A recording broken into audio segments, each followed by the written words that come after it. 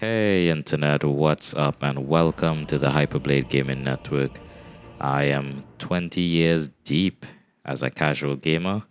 I started in the Sega Genesis era with Sonic the Hedgehog, the Game Boy Color, Game Boy Advance era of Pokemon Crystal, the SNES emulator era of Chrono Trigger, and translated modded ROMs of Secret of Mana and Bahamut Lagoon, the PlayStation 1 era of Mortal Kombat 4. First time seeing blood in a video game was Twisted Metal, Legend of Dragoon, Final Fantasy 8, Metal Gear Solid, Brave Fencer Musashi, just to name a few. Then the PS2 era came around. Kingdom Hearts was one of the first RPGs that really stole my heart. Final Fantasy 10, Dark Cloud 2, such a cult classic. God of War, Metal Gear Solid 3, what is it? Snake Eater. Right. Shadow of the Colossus, another cult classic, and of course Persona 3, my first Persona game. And not my last. The PS3 era of Uncharted, Last of Us multiplayers. Oh man, the amount of hours I've sank into those things. Um, that's when PlayStation Plus just got started, and yeah, it was like a whole different world playing online back then. And of course, Infamous, one of the most underrated PS3 games. PS4 era came around. Killzone was one of my first games, and so many other games I ran through. Eventually, Kingdom Hearts 3. Yeah, and somewhere in between all of that, the PC Master Race era. I played a lot of Halo Online on 28 kilobit dial-up internet, Warcraft 3, Dota, Splinter Cell, Guild Wars, the original Guild Wars, Soldier of Fortune, and currently I play a little bit of Rainbow Six Siege and some Dota 2 in my spare time, but that is the gist of it. And this is my first run doing any type of podcast, any type of long format, and it's really just a test, a sample to see what I can bring to the table because I've had a YouTube channel. I couldn't really find a good direction for my content. The same can be said for my Twitch channel. We got 88 followers over there for the longest time, but I've stayed away from PC gaming. I do a lot of content creation on Mac OS now using my M1 Mac Mini, and I'm now getting into some 3D rendering with Unreal Engine 5. So in my spare time, I do still like to casually pick up a video game or two and, sometimes run down nostalgia lane. I still have my PlayStation Vita, the original OLED version. Time to time, I'll still pick up Valkyrie Profile and Final Fantasy 8. And Sly Cooper, which is another game I played a hell of a lot of back in the day. But now, what do I do for gaming? Well, I've been trying to connect with many streamers and gamers, cosplayers, just any internet nerds on Instagram.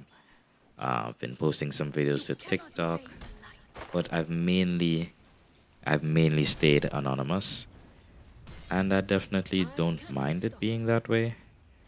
But there's some things I'd like to touch on in the gaming industry very soon, in the pop culture industry, in the woke industry, and maybe in a future podcast we'll really get down to some topics. But today, on the 11th of May 2022, on the Test Run Hyperblade Gaming Network podcast, we are gonna just talk about the news.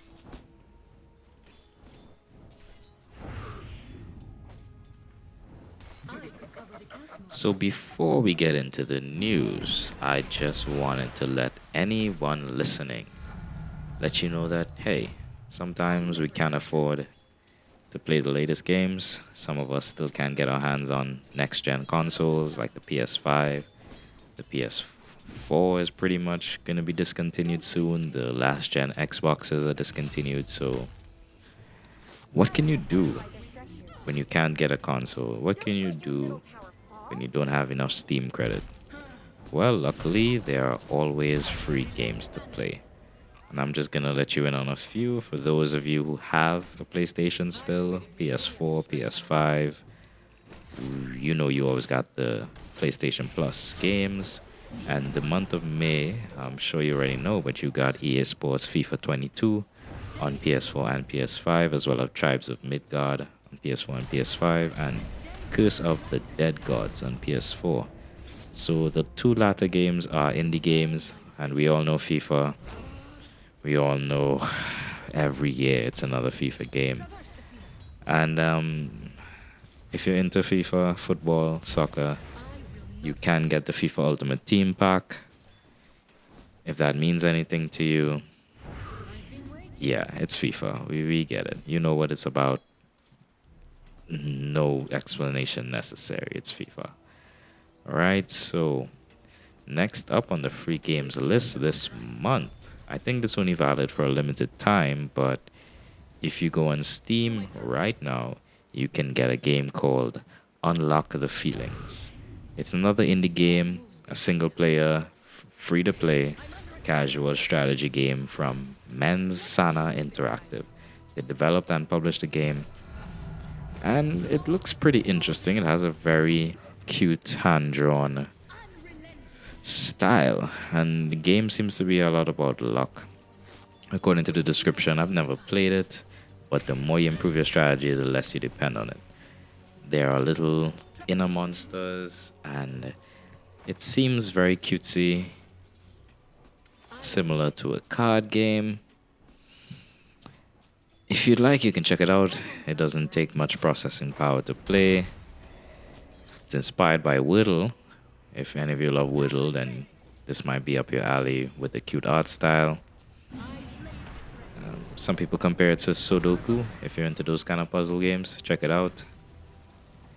Up next, we have another single-player, free-to-play game called Elisa. It's an underwater adventure game that has you exploring the corrupted environments. So, think of it as a adventure underwater fantasy game, because you're clearly not playing with real Earth-like creatures, but variations of them. It has a feel like if Journey. If anyone's ever played Journey, it's definitely moves like Journey. It looks a lot like Journey's gameplay, but underwater. And it's produced, developed, and published by Cog Games Studios. So check out this other indie game, free to play right now on Steam.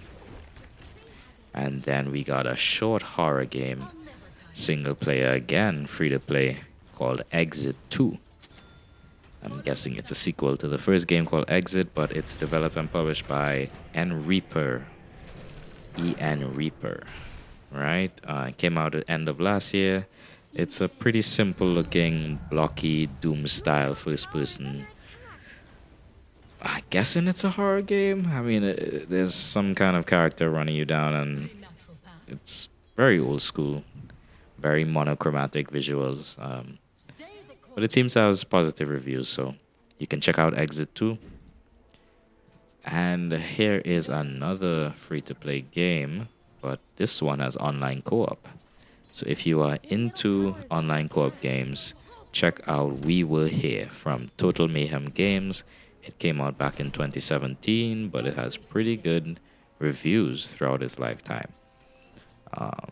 This game is about a frozen wasteland. You and your partner are lost inside an abandoned castle. The only possession you have left is a walkie-talkie with a familiar voice on the end. Can the two of you find your way out in time?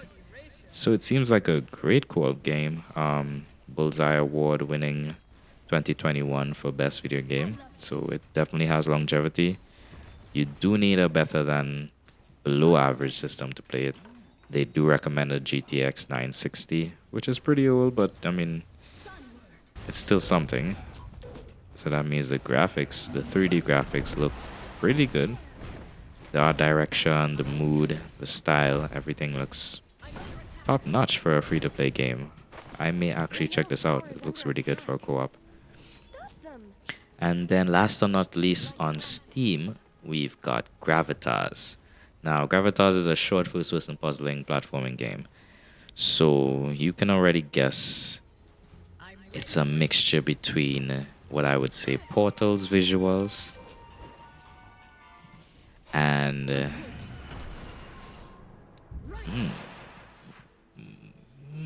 Portal and Portal, eh?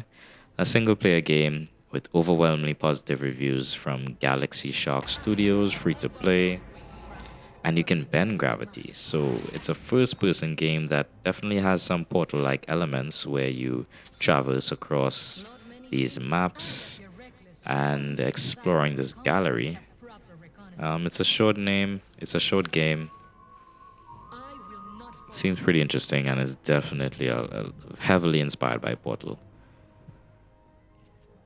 Everyone seems to compare it to that. And yeah, if you like Portal, this is definitely one you should check out. It seems very a la carte to the style of Portal.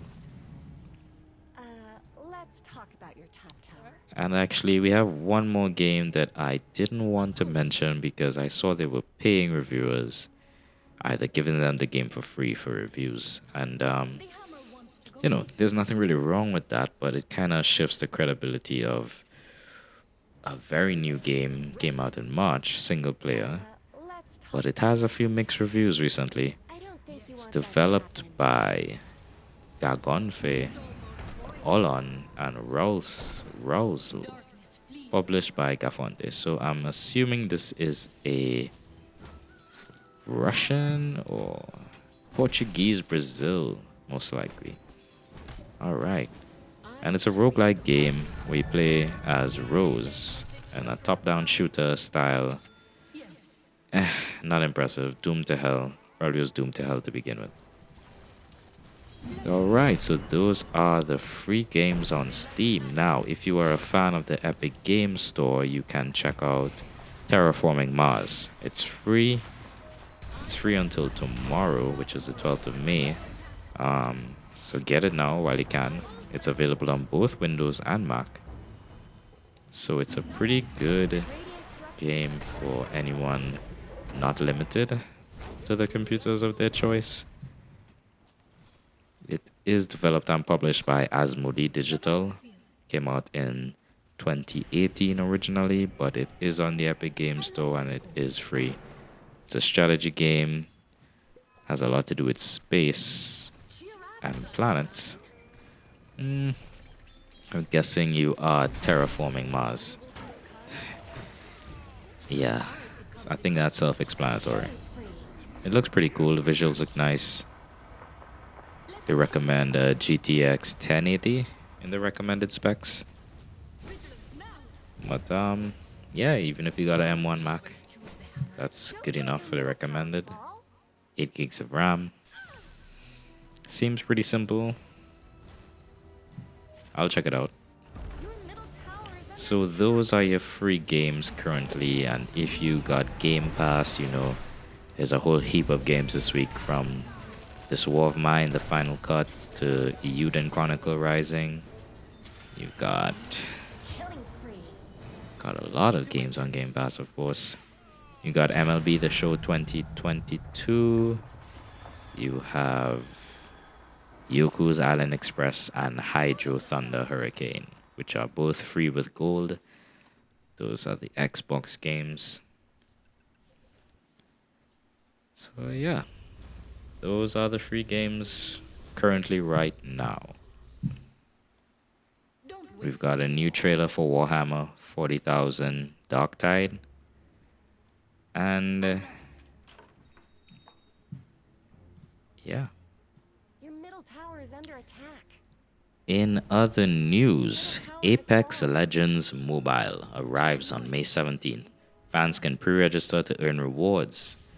Yes, the wait is over, guys. After a year of regional betas and a delay to the game's initially planned limited launch, Respawn Entertainment announced on Wednesday it will release Apex Legends Mobile on May 17th. At that point, anyone who wants to check out the Battle Royale can do so on Android and iOS. Fans can pre-register to receive a notification as soon as Apex Legends Mobile is available to download. And by signing up for a download prompt, Respawn says you'll be helping the community unlock special rewards. So for all you Apex fans, EA, Electronic Arts, you know those guys, they first mentioned back in 2019 that they were bringing Apex to Android and iOS. But it does not feature crossplay support with the PC or console versions. This kind of sucks for some people. We love crossplay, and I think only limiting mobile players to each other is a good and bad thing. But Apex fans, I think, will have the last say, and who knows, EA might change their minds. Now, after Twitter being bought by Elon Musk for $44 billion recently, they've revamped their privacy policy to help you understand how it handles your data. But if you're not convinced enough, Twitter has launched a data dash game that it hopes will help you understand the trickier parts of the new policy system in simpler terms. It's basically a platformer that has you guide your dog data around unwanted ads for cats. Navigate through spam DMs and avoid trolls. Complete a level and you learn more about Twitter's approach and how you can take control of the experience. So, yeah, they tried a 8-bit retro style cute, even though it's a little unoriginal, but easy enough gameplay. It'll make, whoever decides to play it, if they decide to pay attention. Yeah. That's not much news, but it's Twitter. And for all of those Avatar fans, now remember, Avatar was recently delayed, but the trailer for The Way of Water, the new Avatar movie coming out in December, written and directed by James Cameron, produced by Disney, of course, previously Fox Spotlight Pictures. But yeah, Avatar The Way of Water is finally coming out over 12 years after the original Avatar, which was a 3D cinematic masterpiece. Like, nothing could have beaten that in its original state in IMAX. I would definitely watch it again if it has a rerun. So yeah, 2 days ago, the beautiful CG trailer was revealed, and the fidelity of everything in that trailer was amazing. The quality of textures, the bloom of the lights, the specular highlights in the water, the underwater scene was, oh my god. So, yeah, there is a new trailer for a new Avatar movie, and Ubisoft has been making an Avatar game for quite some time now. And Avatar Frontiers of Pandora is still set to be released before the end of the publisher's fiscal year, which is March 31st, 2023. So we can get the new Avatar game after Avatar The Way of the Water movie is out. The Way of Water. I don't know how much to say about it. Frontiers of Pandora looks like a solid game, but Ubisoft hasn't had the best reputation lately for handling IPs. Even though this one isn't their own, it's not an Assassin's Creed, it's not Assassin's Creed. I hope it doesn't turn out anything like Assassin's Creed or anything like Far Cry. But we'll see what happens there. It may still come out this year. We'll see. And if you check out prices of the Nintendo Switch, it quickly was on a sale price, discounted at Walmart, Amazon, and GameStop. But it is no longer available. It was on sale for $259.99 US. Now, for any of you guys who need a new mouse, Razer unveils a sequel to its ultralight Viper gaming mouse. The Viper V2 Pro is even lighter and packs upgraded switches. The ultralight gaming mice first arrived in 2019, and now the sequel, introduced as a Viper V2 Pro wireless mouse that trims their weight even further from 69 grams to 58 grams. Me personally, I need a new mouse. This Logitech G206 or 602 or whatever it is, starting to give me the double click. And yeah, I could definitely use a new mouse. I had a Razer before, but the sensor gave trouble after about 5 years of continuous use, so it served me well. But this Logitech definitely is on the lower end spec. This G203 Prodigy mouse. It hasn't really served me well. Now, is the last generation of gaming over? That is what I think will be my first focus topic. Anyone who's been following gaming for a little bit, they would know that WB Games makes pretty good games. WB Montreal is working on the new Gotham Knights games, originally titled Batman Gotham Knights, but after the first reveal, there was no Batman. There was no need for Batman. This game was clearly about the Gotham Knights. And recently, they announced that both the PlayStation 4 and Xbox One versions of the action RPG where Batman is dead has been cancelled. Only the PS5 and Xbox Series versions seems to be on the horizon, mainly because of quality reasons within the last generation game consoles. And this is obvious. We are in 2022. The visual fidelity, the push for 4K and 60 frames gameplay has definitely been something that is hard to achieve, if not impossible, on the last generation consoles. Now, besides the development issues that Gotham Knights has been having, the game was pushed to this year from its original 2021 date. So it was supposed to launch last year, but the studio has since confirmed the action RPG will land on October 25th, now only for PS5, Xbox Series X and S, and the PC. So, this is a good thing. This is a push to show that, hey, video game developers, please stop holding back your fidelity, your creativity, your workflow. Quit limiting yourself to these old 8-year-old consoles, because we're already in the future. The next generation of graphics cards are probably coming out by the end of the year.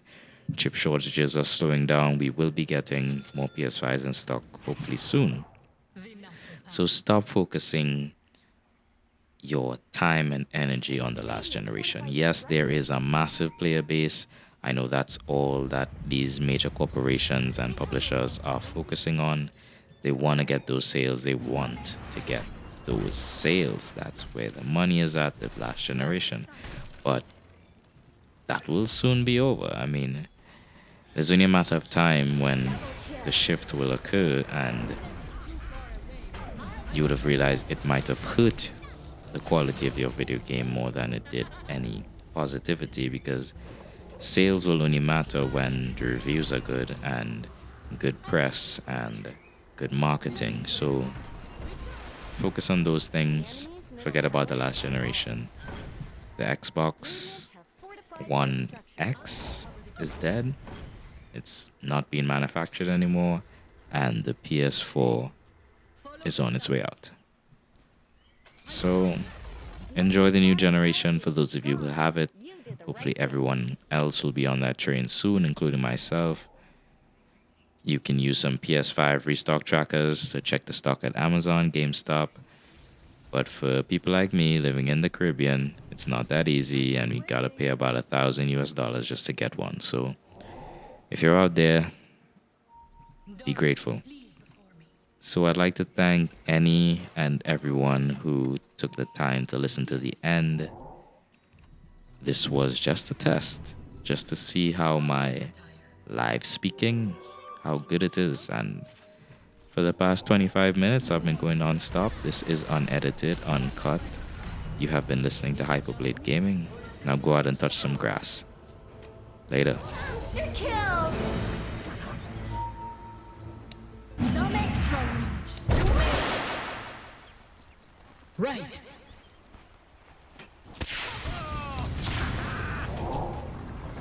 Let's change the horizon.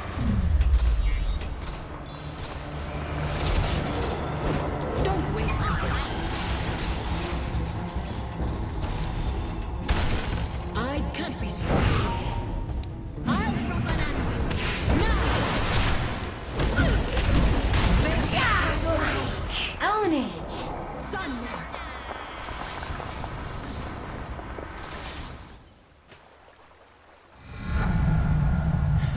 with the energy of forgotten stars. Traverse the field. Who wants to play catch? The light advances.